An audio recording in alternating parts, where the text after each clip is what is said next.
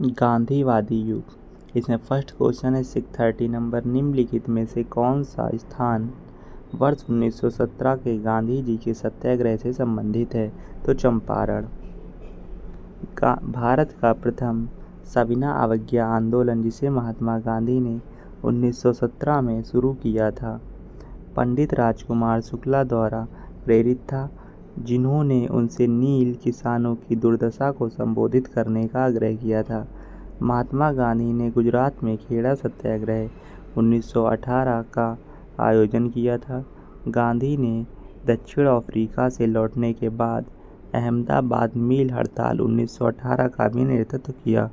बारदौली सत्याग्रह 1928 का नेतृत्व सरदार वल्लभ भाई पटेल ने बारदौली के किसानों के लिए किया था।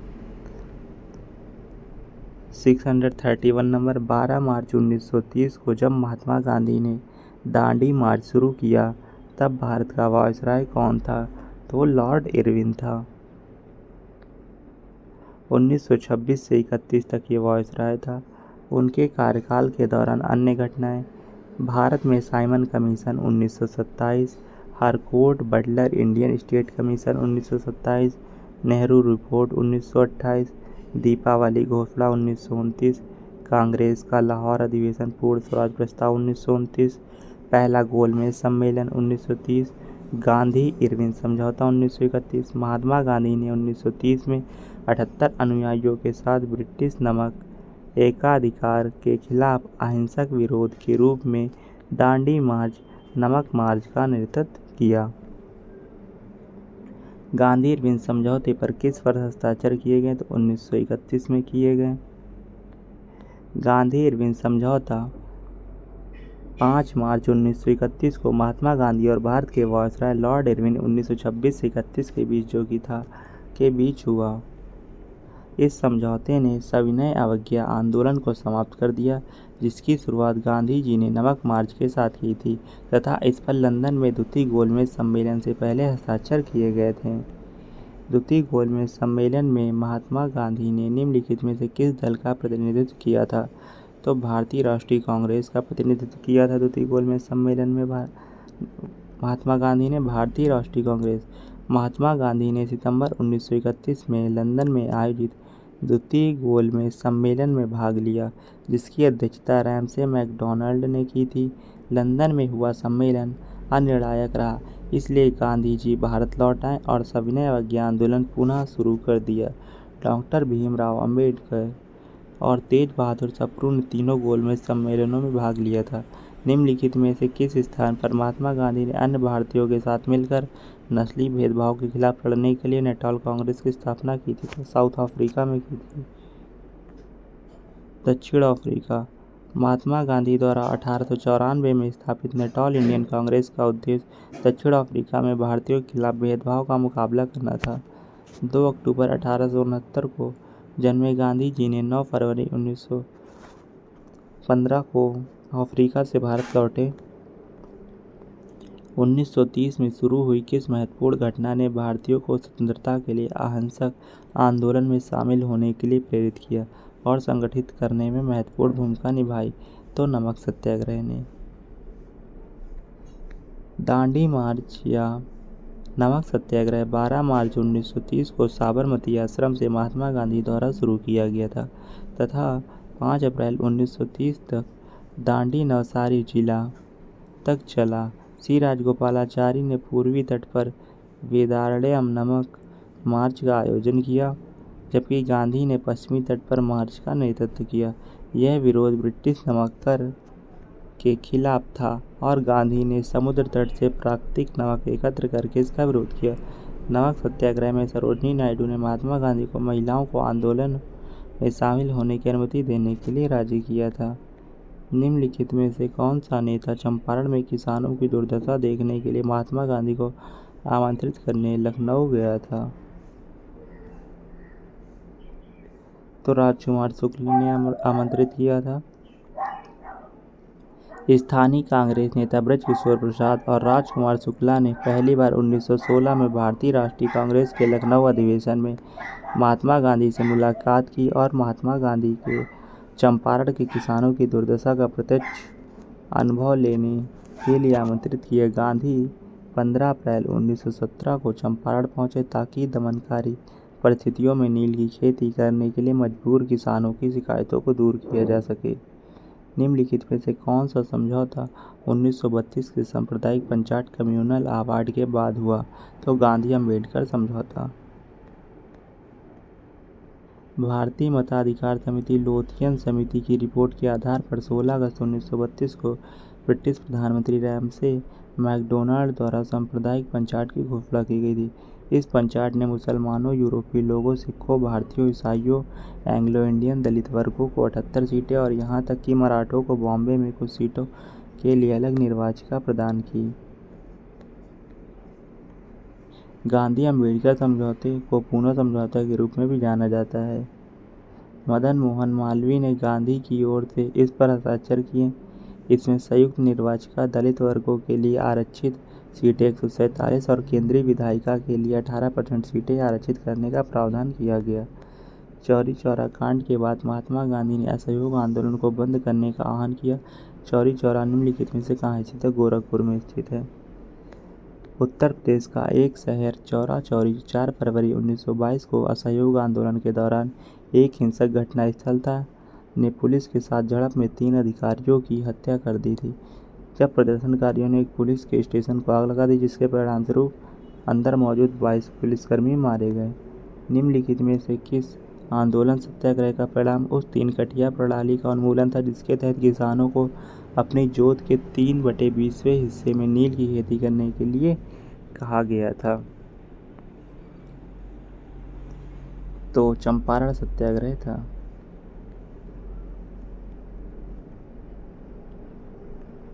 चंपारण सत्याग्रह 1917 भारत में जबरन नील की खेती के खिलाफ गांधी का पहला विरोध था।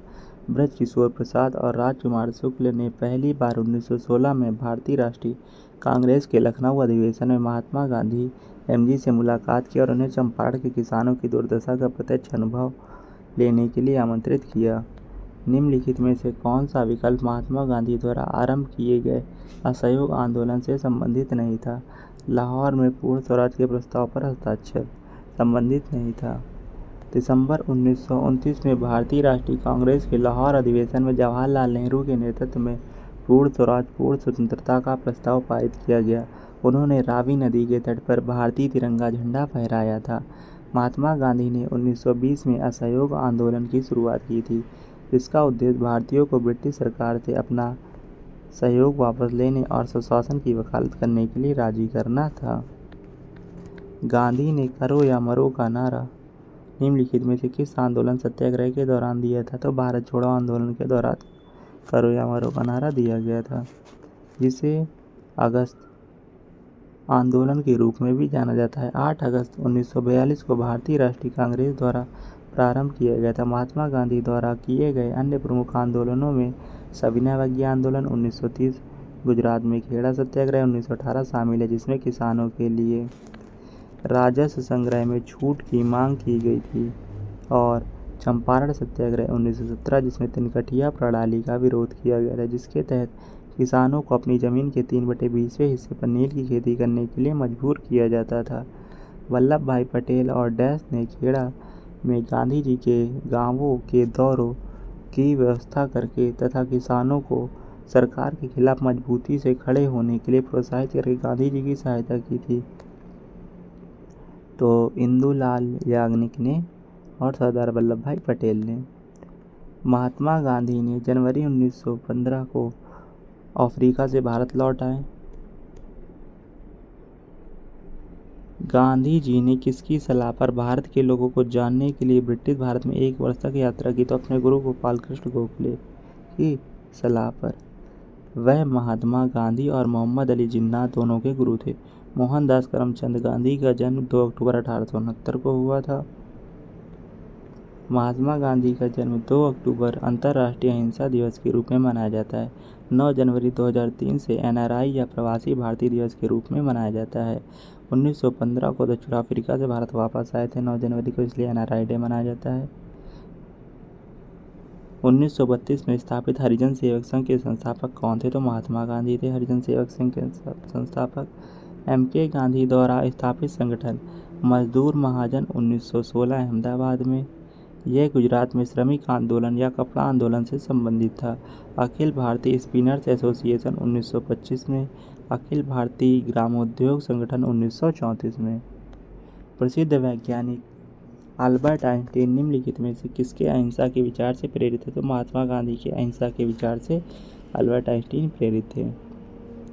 उनके विचार सत्य और अहिंसा, सत्याग्रह, सर्वोदय, सभी की प्रगति, स्वराज, स्वशासन, ट्रस्टीशिप, समृद्ध लोग आमतौर पर लोगों के कल्याण की देखभाल करें।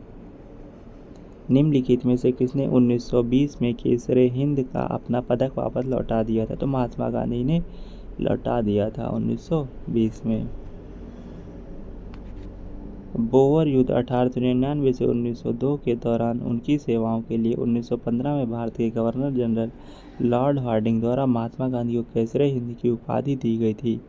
जलियांवाला बाग नरसंहार 13 अप्रैल 1919 के जवाब में गांधी ने अपनी उपाधि वापस कर दी। नरसंहार के जवाब में रविन्द्रनाथ टैगोर ने नाइटहुड की उपाधि भी अपनी वापस कर दी। वर्ष 1918 में महात्मा गांधी ने डैश की हड़ताल का सफलतापूर्वक नेतृत्व किया।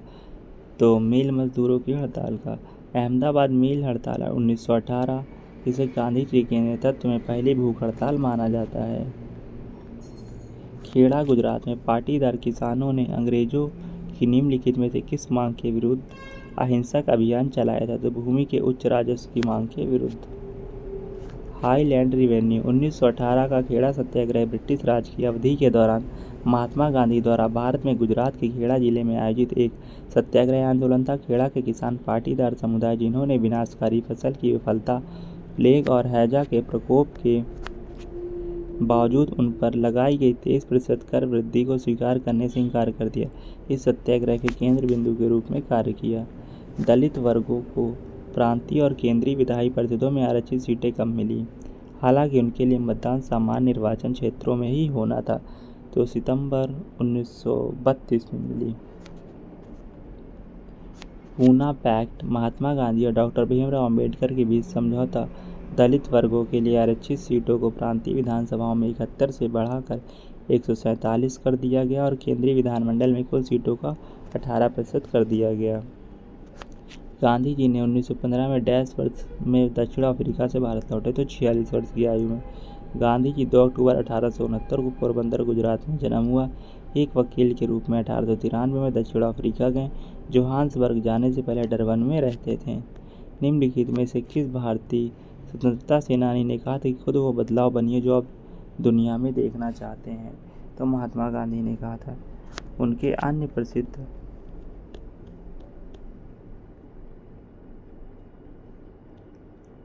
स्लोगन है, उद्धरण है, एक आदमी अपने विचारों का उत्पाद है, वह जो सोचता है वह बन जाता है, मेरी अनुमति के बिना कोई मुझे चोट नहीं पहुंचा सकता।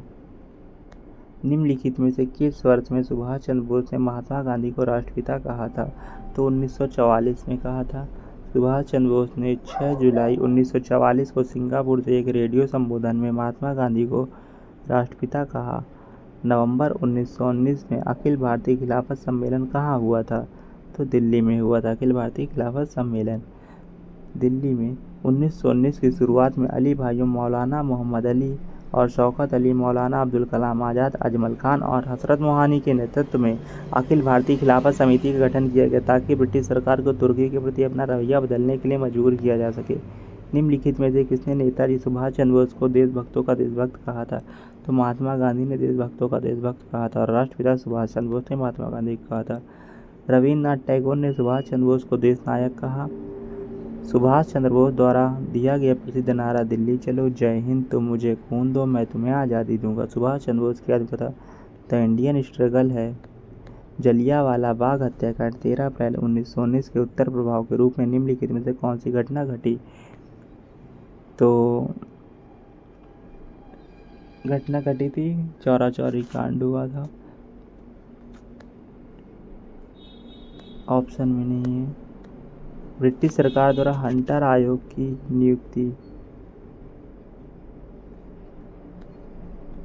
हंटर आयोग 1919 में जलियांवाला बाग हत्याकांड की जांच के लिए विलियम हंटर के नेतृत्व में भारत आया। दूसरा हंटर आयोग भारतीय शिक्षा संबंधी था, जिसे 1882 में विलियम हंटर द्वारा तैयार किया गया था।